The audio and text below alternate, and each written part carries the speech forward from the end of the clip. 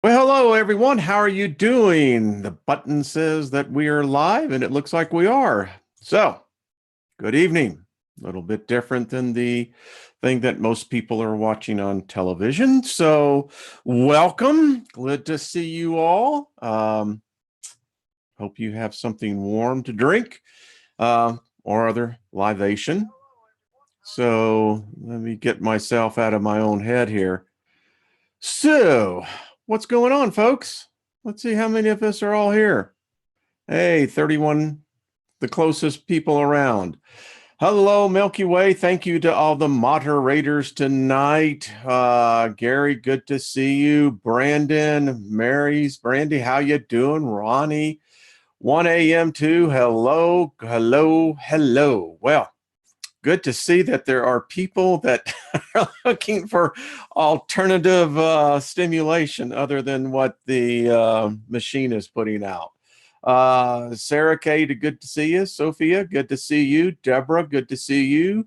Jerry, Shane, Pete, hello. Jolie, good to see you. Elaine, Melanie, good to see you. AJ, hello, hello, hello. Uh, so we're off, as the shirt is saying, quest into the unknown. So we're off. So I think this will be a lot of fun this hour. I think that I had a guest that was going to come in, and the techno demons attacked, which happens more than what most people would think. So anyway, I say, how many of you have been watching? It's only been 2 episodes on the Stars counterpart. So you really should. It's one that really jacks with your head and really jamming cognitive dissonance down into your core being.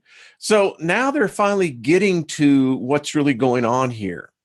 So tonight, along with everything else we're going to be talking about, check this out.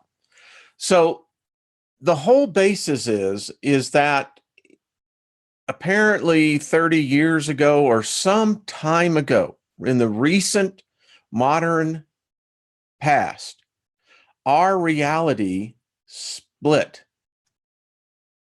Anton, sure. Send me an email. Love to get you on. Hey, Brenda, how are you doing? Brenda Fisher and I will be doing a show on, I believe it's February 9th, folks. And we're going to present the research that shows conclusively that this planet is a shifting. So let me get back to the point on the Star Series. So our reality split. No one knows why. It just happened. And what they're finding out as a result of that initial split, it's doing what realities will do. And it's a very interesting show. You should see that. But it got me to thinking. So more and more guests that are going to come on. And we have some really good guests coming on in February. So what if our timeline? All right, so here's my postulation. I wrote it down. We were all anticipating something to happen in 2012. The whole hype of that, this was the end of the Mayan calendar, all the hype that was there, all the blood moons, everything that was hyping this point in history. Well, it came and went. But the question is, what if something did happen? I mean, seriously. What if our realities did split? What if, in fact, that the time reverberations are happening? What if, in fact, that it was caused by the D-Wave computer? What if, in fact, that we could actually validate what this material substance is that they're bringing in from other dimensions? I mean, I still think about that. What does that actually mean, bringing it in from other dimensions, other realities? How would we define that? How would matter look like? What would it look like? I was doing some editing, and fortunately, it looks like the file is corrupted. But so I'm going to have to get doing to see if Sylvia will come back on and do another one. But I did an interview yesterday with Sylvia Ivanova, and it does appear, folks, that something may have in fact really did happen to us. And the problem is this, as she was saying, in one of her astral out-of-body experiences, and when she was in India, I told the story last night when Angela was on, and wasn't that fabulous? We're going to have Angela back on. That was just a fabulous conversation. Overwhelming the comments, not one bad. We had one thumbs down. I don't know. Maybe they didn't like the t-shirt. I don't know. But she said that in one of the temples, and as I said, that the gods manifested as these beautiful dragons.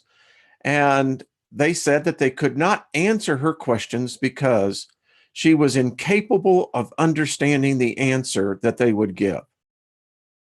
Because we don't have anything to base our reality on.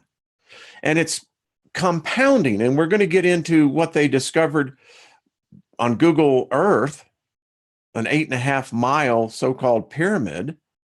8.5 miles. I mean, what kind of beacon was that? But could it be that we're really seeing the reverberation? Hey, Trisha G, got to get you on, hon. I was feeling you mentally, psychically today. So we got to get something scheduled here. So it seems to be that as the further we go down this timeline that we're in, we're seeing more and more of the reverberations of something. Now, a different shift in reality. Again, if you follow out the train of thought, what does it mean to bring substance? Now, back in my Christianity days, I knew what substance meant, and it still means the same thing today. I never realized how much alchemy you will actually find in many sacred scriptures, but the one that always comes to my mind is Hebrews 11:1. Thanks, hon. All right. So faith is the substance of things hoped for, the evidence of things not seen. Now, the particular genre of Christianity I was in, it was the word of faith. I can still remember the scriptures. Romans 24, anything that doesn't proceedeth from faith is sin. Hebrews 11:6, it's impossible to please God without faith. Whoever would draw near to God must believe that he exists and that he is the rewarder of those who diligently seek him. So faith, faith, faith, faith. It constantly reiterates itself. And even today, I mean, if you were looking to be healed, it's going to require faith in either the medicine that is being prescribed to you, or you're going to have faith that your body was designed to heal itself. It just depends on what you have been trained to believe. Faith, the substance of things hoped for. Well, substance is the ether. It's the only thing it can be. Its creative matter is the only thing my limited rational mind can comprehend. How'd you like my James Kirk? But so what if they're bringing creative substance from other dimensions, other realities, bringing it into here? Now, can you imagine what the engineers must be thinking, and if you don't think the governments are all over this, and so walk with me on this one. So we bring a substance that's not even in our reality. We bring it from outside our reality. What does that do? Is it creative matter that where you could speak to it and it's there? Is it a substance of such energy that the frequency alters any human being that's around it? Could it carry the essence of where it came from back into here? Would we really have another Calvin on our hands? And if for all of you who are trying to figure out who Calvin is, well, Google it. Because something is happening. It's wild. And, you know, what I was thinking was like getting Trisha, Heidi, Jenny, Suji, and add a couple more to the list and like have this forum. And let's see, is the reality of the timeline contamination is what I'm calling it, distillation. It's what technically it is. Could it be that that's what's happening? And the further we go, will eventually we begin to see this cover the full gamut? I don't know. Is it those who have been preparing? You know, when I talk about looking on the inner man, really getting this down, that it really is you, the creative force. I want to share something with y'all. I wasn't going to talk about this. I was going to do this on another video, but this conversation I had with Sylvia was just remarkable. I was meditating on this today, and the voices began to speak to me in a manner that I have not heard before. When we think about each of us, and there's 190 of us in here, and it's growing, and I'm talking about each and every one of us, to think that to the spirits, to those vibrating in a higher frequency, that because we have such a poor self-image of ourselves, that we stink, that the other spirits can actually smell us. And that's what Sylvia said. They can smell us. And the thing is that those who have such a poor image of themselves, and we manifest this through the way we talk to ourselves, you know, you jerk, you know, come on, you can do better than that type of talk. I love how you see on a PGA on the golf course. That's a classic example of a disciplined individual, and you can see how it can break down under pressure, because you begin to hear these athletes who've been trained. They've been trained in discipline, projecting the end result. And then you can hear him. Jordan Spieth is one of the best. You ever get a mic on him and you can hear him do his self-talk. And he doesn't condemn himself. He says, come on, Jordan. You got it in you. You can do it. And I think that's the thing. So think about this. If we have such a negative image of ourselves that we have to reprogram ourselves, re-image ourselves, whatever it takes, so that we don't stink, our souls don't stink, and then we can begin to emanate an essence that would only attract those very positive energies. That's what I'm thinking. Maybe I'm looking at some of the things in here. But that's what I'm thinking. I don't know. Here I've been talking for 15 minutes, but I think that it's all connected. And so I made a determination driving. I was out today. I had to go amongst the lunacy out there.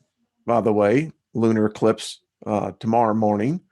Got some great pictures this morning. There was a cloud bank. Anyway, I digress. So I determined I don't want to stink anymore. I don't want my soul to stink. I want to look within. I'm practicing the mirror awareness even more now. I want to get down in there and see, all right, is there something offensively smelling? Let's see, Trisha G, what are you saying? Our vibe attracts our tribe. Hey, I think that there's absolutely a lot of truth to that. DJ Ransom, how are you doing?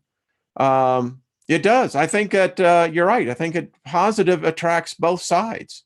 I think one, it attracts on the fact that negative energy looks for its counter. And it's just the law of nature.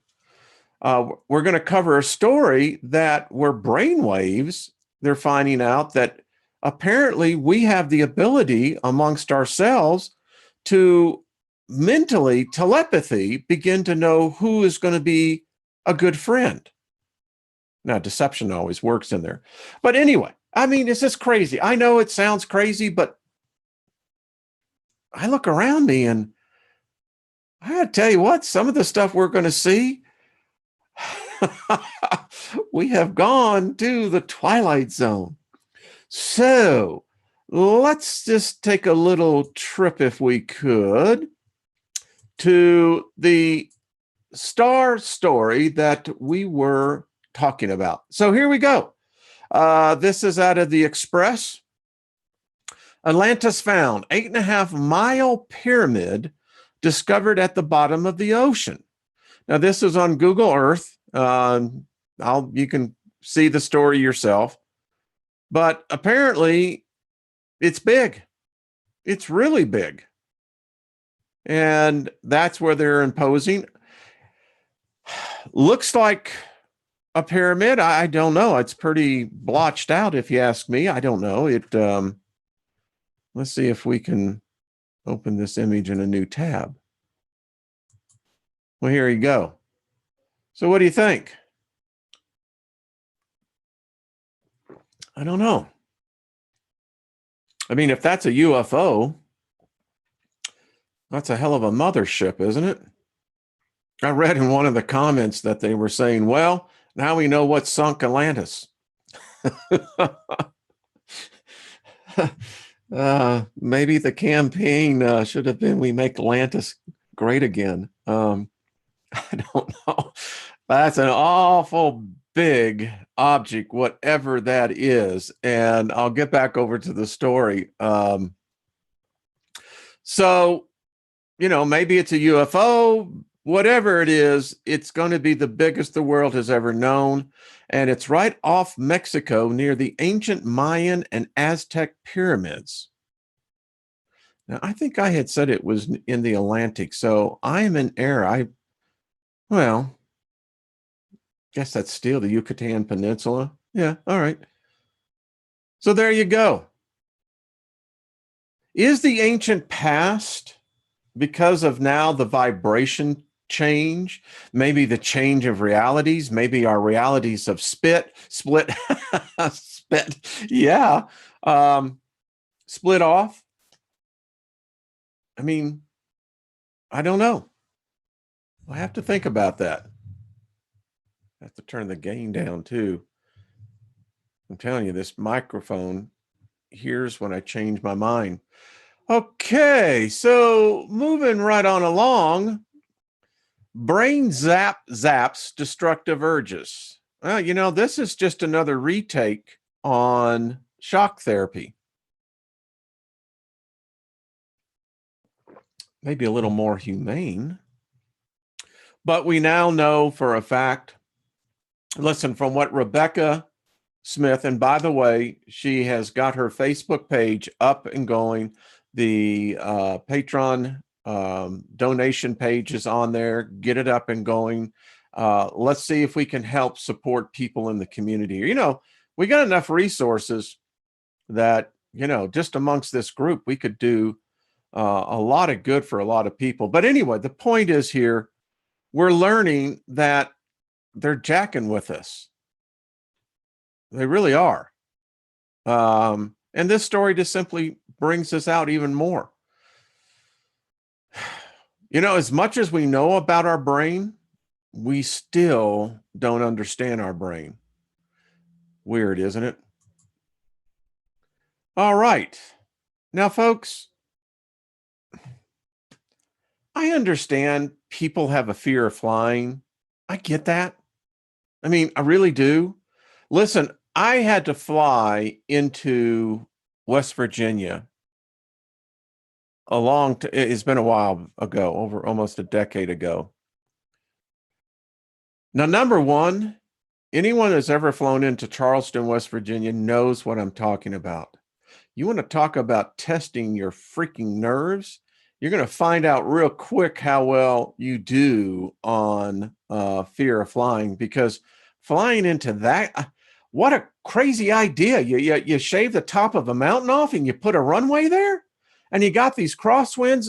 And on one particular flight, and it was a prop plane coming in, and I'm not exaggerating, folks, we hit a crosswind where the back tail was doing this number, and you get a real sense of vertigo really quick. Well, there was a woman. So you get the seat configuration. It's really those lawn chairs you sit in that they substitute as, you know, actual seats. So you got two on this side, and then you got one on the other side, right?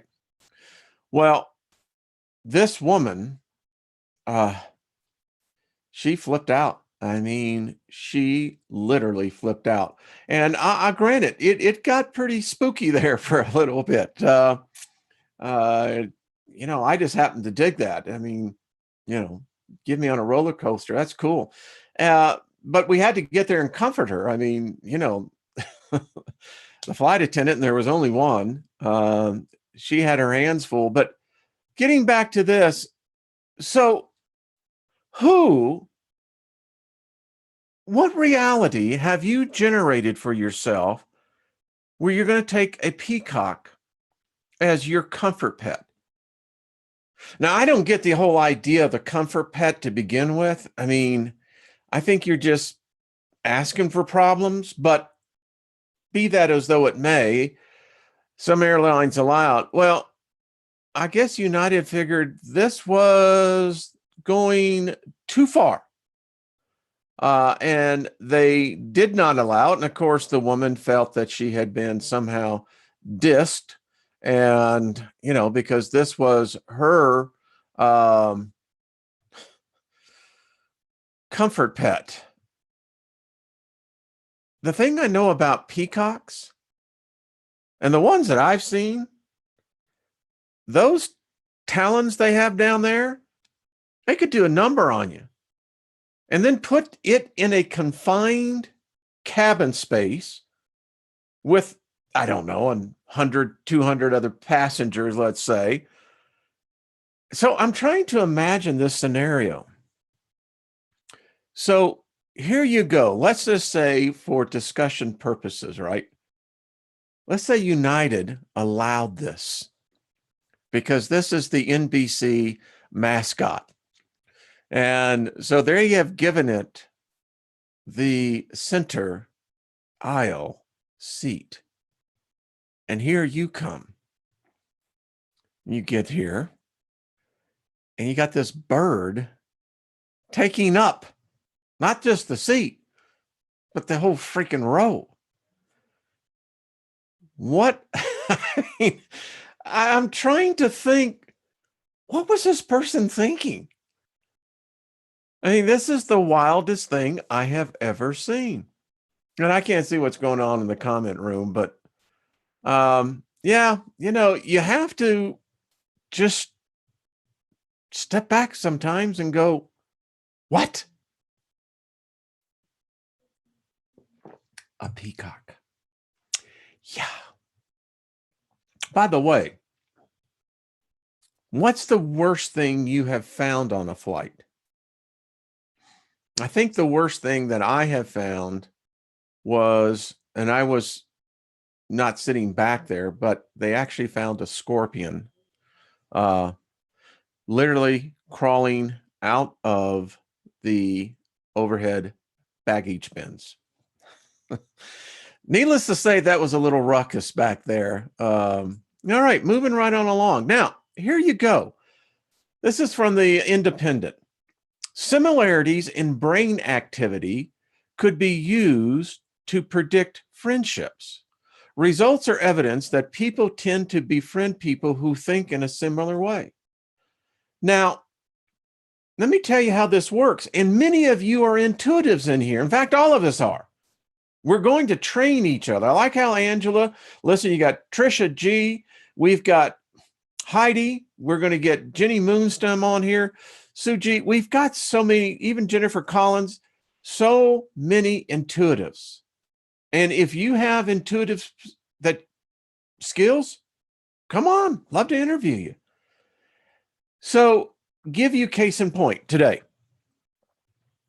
The guest that we were going on, I was busy doing something, and about 4 o'clock, I got this impression that she was having difficulty. And I stopped, thought on it, meditated on it, and went and wrote an email. And seriously, folks, they were less than 3 minutes apart, if that. And she said, this is weird, because that is what's happening. It's happening amongst all of you as well. I mean, I can't be the only one. No way. No. All of us are going to go on this one. But so here you go. We're realizing now that our psychic abilities, and psychic has gotten such a bad name. It's been hijacked. Our telepathic serious whatever we want to call it, it's becoming more and more because we're learning more and more on our brain. I just said, well, that's just serious. Now, all right, folks, I did a whole video on this, and the synchronicity is weird. If you hear voices, guess what? You one of the smart ones. Mm-hmm. You, all of you. Hearing voices may just mean you have a well-tuned brain. Hearing voices may not be a sign of mental illness as much as it's a clue that a person's brain is simply well-tuned to many sounds. A new study finds that healthy people who hear voices have differently wired brains that find speech patterns in other sounds. Last night, Angela and I were talking, and we're going to do more on this, folks. Plants. Now, all of us who garden, we know talking to our plants. My plant really likes rock and roll, But the point is, we're understanding there are much greater frequencies out there. So researchers from Durham University studied brain response differences between two groups of people: those who have experienced hearing voices, auditorial verbal hallucinations, and those who have never mistaken other sounds for speech. Participants in the study included 17 people with typical responses to sounds and 12 people who had experienced hearing voices but do not have any mental health problems. They went under MRI brain scans, the whole bit. Bottom line of it is, you're sensitive. You're actually, we know this. You're intuitives. I mean, if we could just get a handle on this, how many people have been guests on this platform and have from childhood had and recognized these gifts? And so often we're ostracized, punished, chastised. May have been the very thing that is going to save our species.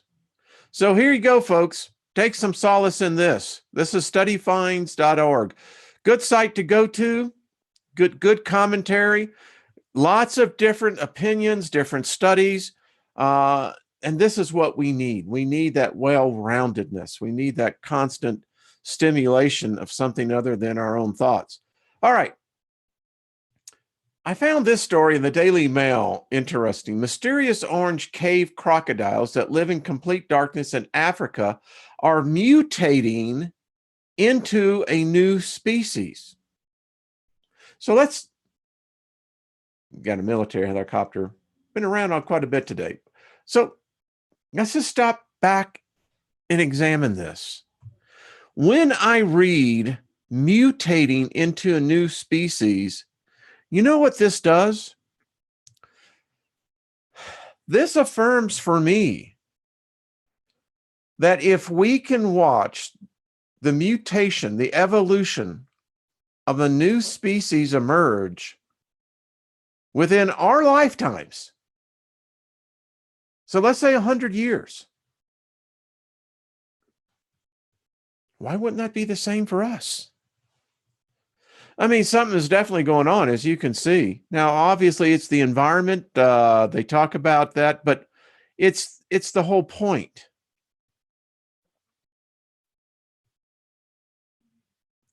Dinosaurs, I'm telling you. So there we go. Cool story. All right. This is getting a lot of attention, and it should. We're talking, well, when you start getting into hybrids,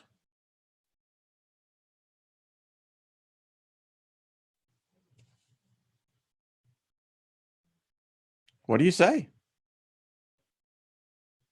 You know what I say? If that's possible, don't you dare come in here and tell any of us that anything that's discussed in here is not possible. Question is, did this creature have a soul? A spirit? I mean, if you begin to take the essence of a human cell and the genetic code that we still don't even know, and you take that life essence and you combine it with the essence of the animal kingdom, I don't know. This is one that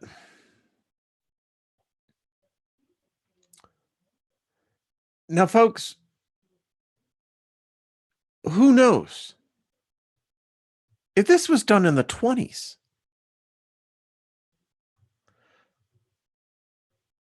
is Hollywood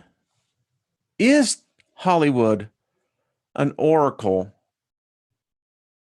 of our future?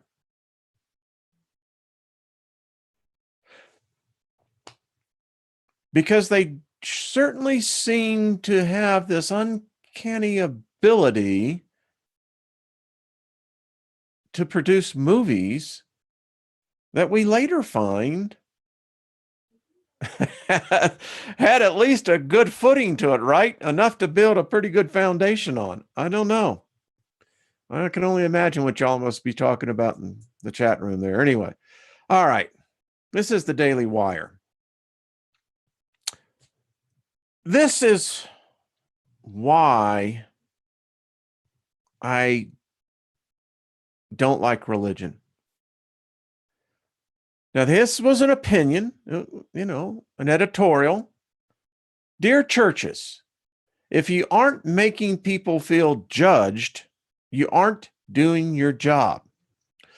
Now, this cat, where his head's at,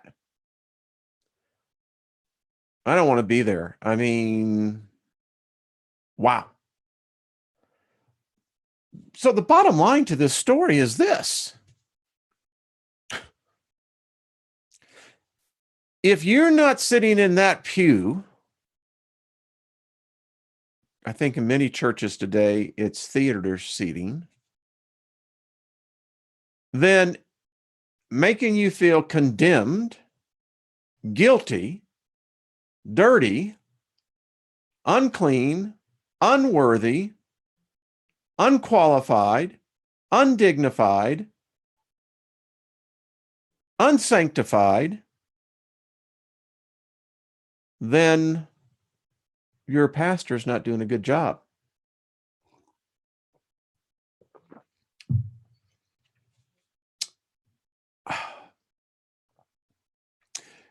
You know, to feel remorse does not have to be invoked because of a perceived sin or somehow not worthy enough. Remorse, regret, those are all part of what makes us, us. And when we do wrong, there's a consequence to it. But I think to simply get people to begin to feel judged, and listen, I think that that's the problem so often. I see people, and I'm going to talk about this person. I got their permission because that person is me. All right. You know, my biggest problem was, well, I have many of them. Come on. I was my worst judge. I got so good at judging myself that no God could compete. I mean, I was an expert. I could judge and condemn myself so much that it prevented me from really understanding forgiveness. Now, I think as the late Glenn Fry song, it's one of the best songs, Soul Searching. All of y'all listening to you ought to go in, listen to the YouTube video. Soul searching is exactly what we're supposed to do. I think that's what's part of this journey, this journey in life that we're on. It is to search our soul. And if we're given a soul as the gift of this life, then maybe the life that we're living is just to learn how to wear it, how to feel it, how to learn what it's about. I don't know. But I don't think by making a person feel so judged and so guilty is the path to awareness or a better life. So anyway, I disagree with this guy's commentary, but you judge it. You judge it for yourself. Folks, you just got to laugh sometimes. All right. I just want to say that when Dolores O'Riordan, I really liked the Cranberries. You know, when I was recovering from meningitis and Lyme disease, that album of theirs, their first album, was just a great album. And their rendition of Wild Horses, her voice was just great. So happy journey, my lady. Um, your answers are there, Dolores, and we wish you well. We wish you much energy. Thank you for your music and your talent. You've left us, and I still listen to it. So, anyway, we all know about Sophie. So, here is another story of the how shall I put this? The ever evolution of AI. And I just want to continue to bring it up, folks. They're not letting this thing go. Instead of looking at the face, they should show us the back of the head, right? All right. All right. We talked about this, and here it is again. And I thought this one too is the reason why I brought it up is, again, what's up with all these pyramids? What are we missing? Did the previous species race that was here, did they tap into a force of the ether? Were they able to capture it? Did they learn how to master the photon? Not the atom, but the photon. Had one guy wrote me, and it was a very good comment. You know, he said, well, think about the blue light as Lucifer. You know, all fiber optics is blue light. I don't know. All right. Here you go, folks. First human frozen by cryonics will be brought back to life in just 10 years. So I'm thinking about this, and I'm going, all right, let's say they made the breakthrough, figured out how to stop the deterioration of the cellular structure of the walls of when basically the moisture, the water freezes. Now we know that there are aquatic life forms that can do this as well. Apparently, they're saying that they have found this, but could you imagine this? So I've paid my $1 million, whatever it is, right? And I'm looking forward, you know, they put me into this thing. Let's say they put you in there recently, 2015. All right. So you went in and they revive you 10 years later.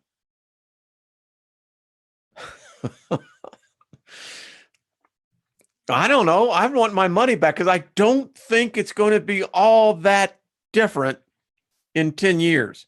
They may be able to thaw my butt out, but I don't know if they're going to be able to figure out all the problems that put me there to begin with. Still, I bet you, and I have nothing to back this up on, but I bet you that the essence of these individuals, they're on the other side. I don't see them coming back. I mean, think about this. You die, right? They freeze your body. Okay. You've already stepped through the life portal. Now they revive your body. So here you are, man, you're digging it on the other side. You know, it's like this, you've learned to master it. You understand how you can begin to the ascension, how you can begin to create realities. You begin to learn from the greater spirits that are yet for us to encounter. Then you get the messenger. So picture this, folks. You got the bellboy, right? Coming through the lobby. Mr. Smith, Mr. Smith. And you're going, what? And he says, you're going back. And you go, like hell I am. No, no, no. They revived the body, man. You know, you're gonna get free jacked back into it. I don't know. I don't think I'd be too happy about this. Um, Here we go. Alibaba's AI outguns humans in reading test. The godfather of AI was almost a carpenter. If I was a carpenter and you were anyway. So here you go. Now, if you invested in Alibaba when they went public 4 years ago, you're doing well. But here you go, folks. Outthinking us. Now it's going to be able to outread us. Yeah. Computers are getting better than humans at reading. Again, they outread us, they outthink us. Weight loss surgery tied to slight increased risk of suicide. Now, when I read this story, this is one of these stories that I go, the number, folks, is so small. I don't even know if this is a qualified study. I mean, the sampling rate is small. The study is narrowed into a defined demographic of parameters. So, but I just thought to myself, this is the problem we have today. You hear it in the political pundits all the time. Well, you know, there's a survey. The survey is saying, and then you look at these surveys and you look at the sampling size. Most of them are less than 1,000 people. But 1,000 people know exactly how you think. Yeah. You see how easily programmed we are? Man-made artifact found in 300 million year old sandstone.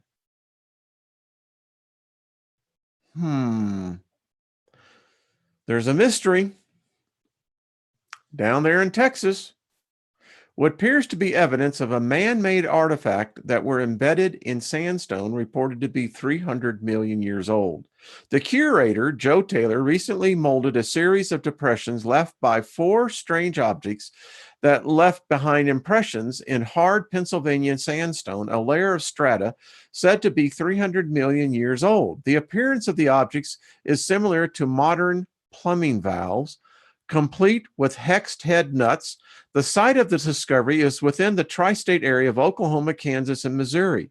Its precise location is being kept under wraps until further investigation has concluded. No one knows when the actual objects themselves, which made the depressions, were removed. Chisel marks were discernible at the small ends of the impressions, likely from someone trying to pry the objects loose.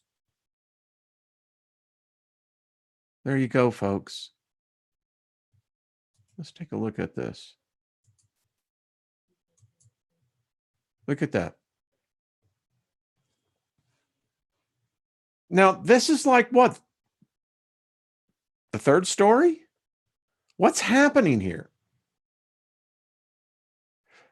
The reality is setting in for, I think, a great many of us. I know most of y'all in here, many of you have written me, but is the fact that we know another version of us or someone of us was here before. And they were pretty smart people. Yeah. So, how about that one, huh? World's first talking killer whale. Wiki, the orca, learns to say hello and bye-bye. Now, I bet you this orca knows how to speak very well. Doesn't have a problem communicating. But with us, yes. And here again, the synchronicity. Last night's show with Angela. I mean, it's uncanny. And this is from the Telegraph. It's just, I'm telling you, I believe that maybe, in fact, the super intelligent us, we learned how to live in harmony with the animal kingdom and the plant kingdom and the aquatic life. The aquatic life was here first, no matter how we want to slice it and dice it. Maybe they know what we're looking for. I keep saying that. All right, you folks in Florida, anytime I hear something like lab bred, I don't care if it's mosquito, it's of an amoeba, I don't care. That means we messed with it. And our species just has a tendency to screw things up. We really do.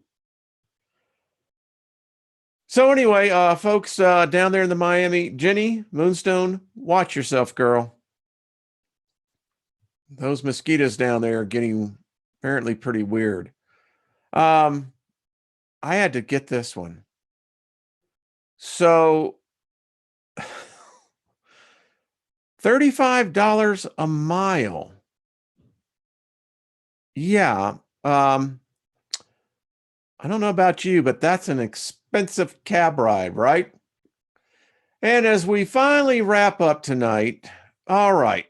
So I thought that the millennials were into the small houses.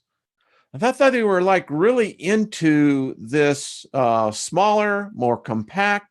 They're already showing to be the most, how should we say, aggressive savers. Millennials are. They just, by a greater percentage, they do. But I thought this was really interesting. So what's your size of what you think is a big house? Look at this. 1% is 1,000 to 2,000. Age 50 and above, 10%. Now, I'll tell you what I have found out about large houses. They're a pain in the ass to keep clean.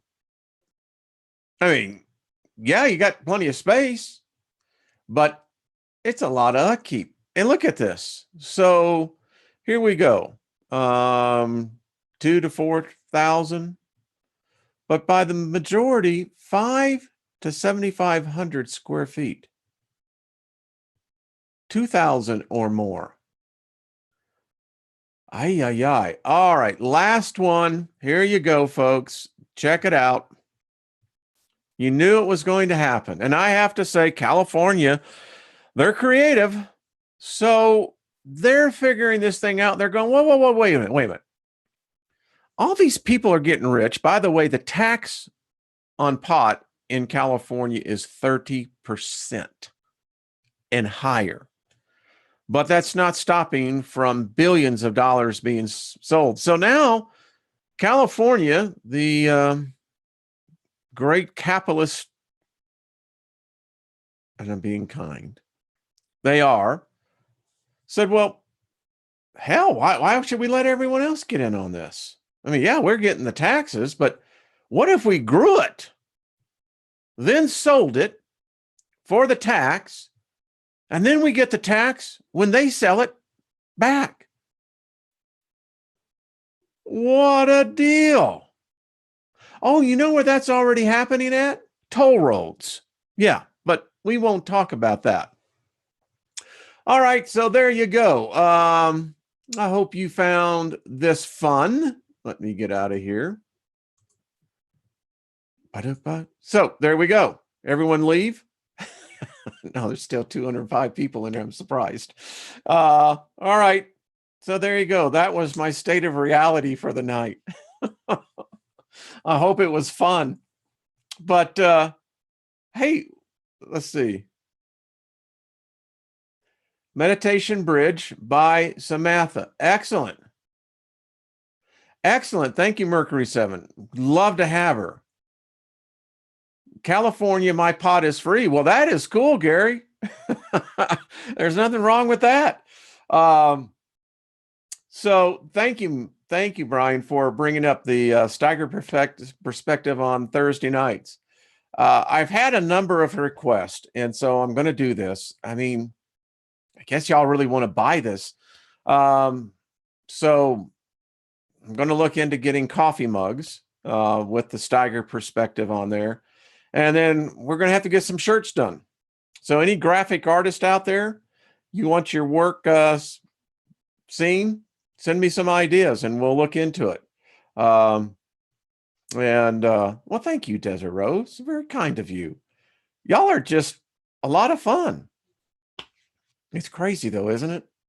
So Friday night, by the way, having Dr. Claudia Albers and Scott Sion of Planet X News. This is going to be fun, folks. If you really want to have a fun conversation, this is the one to be on, because I think that Scott is a exciting individual. We all know what Dr. Albers is like, phenomenal. Want to get Dr. Frank Miller back on again? I mean, it's just that I'll be working and getting a firm date for Laura Eisenhower. So looking forward to that. On the 9th, give me a second. Brenda Fisher and I will be doing the show on her research on the magnetic shifting. Folks, it's here. That's all I got to say. It's here. On the 11th, I will be, in fact, allow me to do this. I'm going to share the screen and So, yeah, y'all see that? So Mary Rodwell will be a guest with me on Sunday, and 7:00 Sunday night. This is going to be a phenomenal hour. She lives in Australia, so it will be noon her time Monday. But definitely let's come in and get a chance to give me a second here. I'm pulling up another screen. All right. So got some good time. Tomorrow night, I do believe that I will be over on Jeff Doherty's channel. I think we're really going to do, I think we've got everything worked out. I think he's back up and running. We're happy about that. One other thing I want to bring up to you. Oh, we're going to get into the Tatvis, the 100th celestial degree of our reality, of our planet. This is going to be good stuff, folks. It's just fabulous. All right, everyone. I hope you have a good evening. Thank you. It's been an honor to have you as my guest. Thank you for allowing me to be in your world. You're good people. Thank you, moderators. Y'all are just the best. I really appreciate every one of you. I appreciate the support. And if y'all really want them, someone says, I want to get t-shirts. So you have to give that some thought. And then someone definitely wants to get the coffee mugs. So fine, we'll put it out there. If you want to be a guest, email me. It's really that simple. We're going to have Sharon on. We're going to get into the discussion of cancer. We're going to be talking about, in future shows, the cloud people that live in the clouds. We're going to have some more people with their personal abductee stories. There's several people who want to come on, and we're going to give them the microphone here. Listen, folks, this is as much as your platform as it is mine. So, I serve you, and I learn from you. So it works pretty good. All right, folks. Hey, have a good evening. See you tomorrow evening over on Jeff's channel. I may pop in and do a show tomorrow anyway. I'm working on a couple of things. So, all right. Appreciate you all. Be kind to one another. Do an act of kindness unseen. All right. We'll talk soon.